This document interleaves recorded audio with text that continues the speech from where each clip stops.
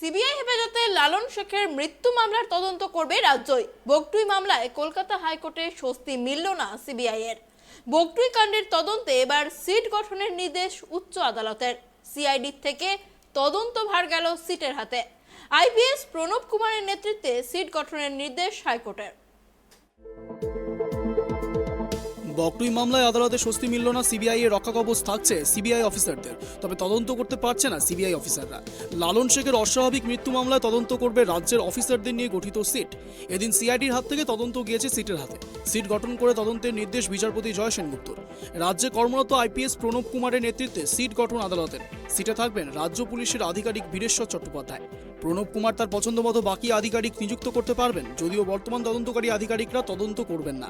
এক সপ্তাহের মধ্যে সিট গঠনের নির্দেশ। কলকাতা হাইকোর্টের অনুমোদন ছাড়া চূড়ান্ত রিপোর্ট পেশ করতে পারবে না সিট। নিম্ন আদালত ছাড়া আর কোথাও কোনো রিপোর্ট পেশ করতে হবে না সিটকে। রাজ্যের কাছে কোনো রিপোর্ট পেশ করতে হবে না। সিট গঠন না হওয়া পর্যন্ত সিআইডি কোনো তদন্ত করতে পারবে না। সিবিআই আধিকারিকদের রক্ষাকবচ বহাল রাখলো আদালত, যদিও তদন্তে সব রকম সহযোগিতা করতে হবে সিবিআইকে।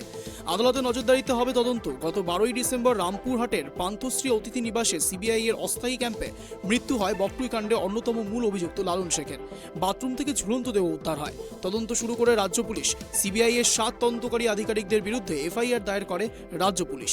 গরুবাজার মামলা তদন্তকারী 2 আধিকারিক সুশান্ত ভট্টাচার্য ও স্বরূপদের বিরুদ্ধেও দায়ের হয় এফআইআর। রাজ্য পুলিশের তদন্ত ও এফআইআরকে চ্যালেঞ্জ করে আদালতে দ্বারস্থ হয় সিবিআই। আগেই এই 7 আধিকারিককে রক্ষাকবচ দেয় কলকাতা হাইকোর্ট। আজ সেই মামলাটি রায়দান করলেন বিচারপতি Joy Sengupta. Bureau report, tribe TV. এই বিষয়ে আরো বিস্তারিত কথা বলবো। আমাদের সঙ্গে রয়েছেন আমাদের প্রতিনিধি রাজীব। রাজীব, দেখো যেমনটা জানা যাচ্ছে যে সিবিআই হেফাজতে লালন শেখের মৃত্যু মামলার তদন্ত করবে রাজ্যই। এই ঘটনায় কতটা মুখ পুরল সিবিআই এর, কি জানা যাচ্ছে? প্রথমেই বলি যে মুখ পোড়ার থেকে যে ঘটনাটা হয়েছে সেটা কিন্তু পরিষ্কার আজকে বগটুইয়ের লালন শেখের যে মৃত্যু রহস্য তার উদ্ঘাটনে কলকাতা হাইকোর্টের একক বেঞ্চ জাস্টিস জয় সেনগুপ্তের বেঞ্চ তারা সিট তৈরি করে দিচ্ছে, অর্থাৎ স্পেশাল ইনভেস্টিগেশন টিম। এবং সেই স্পেশাল ইনভেস্টিগেশন টিমের নজরদারি করবে কিন্তু কলকাতা হাইকোর্টের বিচারপতি নিজে নজরদারি করবেন। এবং সেই সিটের যে রিপোর্ট, সেই রিপোর্ট কিন্তু রাজ্যকে শেয়ার করা যাবে না। একদম পরিষ্কার করে দেওয়া হয়েছে রাজ্যকে শেয়ার করা যাবে না, অর্থাৎ কোর্টে আদালতেই জমা দিতে হবে, কোনোভাবে রাজ্যকে দেওয়া যাবে না। এইটা কিন্তু পরিষ্কার করে দিয়েছে। এবং এই বিষয়টা জানো যে, এবং সেই সঙ্গে আইপিএস অফিসার ডিআইজি সিআইডি যিনি আছেন প্রণব কুমারের নেতৃত্বে একটি সিট তৈরি করার নির্দেশ দেওয়া হয়েছে। এবং সিটে ইনক্লুড করা বলতে বলা হয়েছে বীরেশ চ্যাটার্জি রাজ্য পুলিশের অফিসার। বাকি কারা তদন্তে থাকবেন, যে সমস্ত অফিসাররা তারা সিলেক্ট করবেন, কিন্তু প্রণব কুমার সিলেক্ট করবেন, যেই নির্দেশ বিচারপতি দিয়েছেন। 7 দিনের মধ্যে সিট তৈরি করতে হবে এবং সিট তৈরি করে তারা তদন্ত করবে। যে সিআইডি তদন্ত হয়েছিল সেই সিআইডি তদন্ত কিন্তু আর হবে না।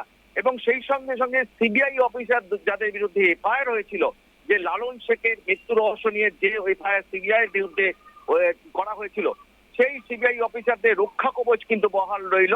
অর্থাৎ তাদের কোনোভাবে গ্রেফতার করা যাবে না। তবে সিবিআই অফিসারদের নির্দেশ দেওয়া হয়েছে, হাইকোর্ট নির্দেশ দিয়েছে তাদের এই তদন্তে কিন্তু সহযোগিতা করতে হবে, যারা এই সিটকে সহযোগিতা করতে হবে। এবং পুরো তদন্তটা করতে হবে আদালতের নজরদারিতে। অর্থাৎ কোনোভাবেই আদালত কিন্তু সিটকে সম্পূর্ণ ক্ষমতা দেয়নি। অর্থাৎ আদালতে ডে টু ডে রিপোর্ট তাদের করতে হবে কতদূর তাদের তদন্ত অগ্রগতি হলো।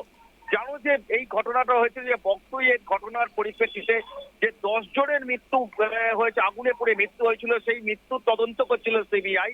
এবং সিবিআই এই লালন শেখ বলে একজনকে গ্রেফতার করেছিল। এবং সেখানে তারা অস্থায়ী যে ক্যাম্প আছে, যে বীরভূমে যে অস্থায়ী ক্যাম্প আছে বোলপুরে, সেই অস্থায়ী ক্যাম্পে 12ই ডিসেম্বর ঝুলন্ত অবস্থায়, বাথরুমের মধ্যে ঝুলন্ত অবস্থায় লালন শেখের কে পাওয়া যায়।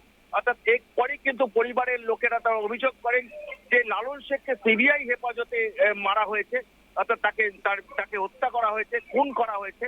এর পরিপ্রেক্ষিতে কিন্তু সিআইডি তদন্ত শুরু করে। কিন্তু সিআইডি তারা সিবিআই অফিসারদের তারা জিজ্ঞাসাবাদ করে। এবং সেই বিষয়টা নিয়ে যে সিবিআই তারা কলকাতা হাইকোর্টের দ্বারস্থ হয়।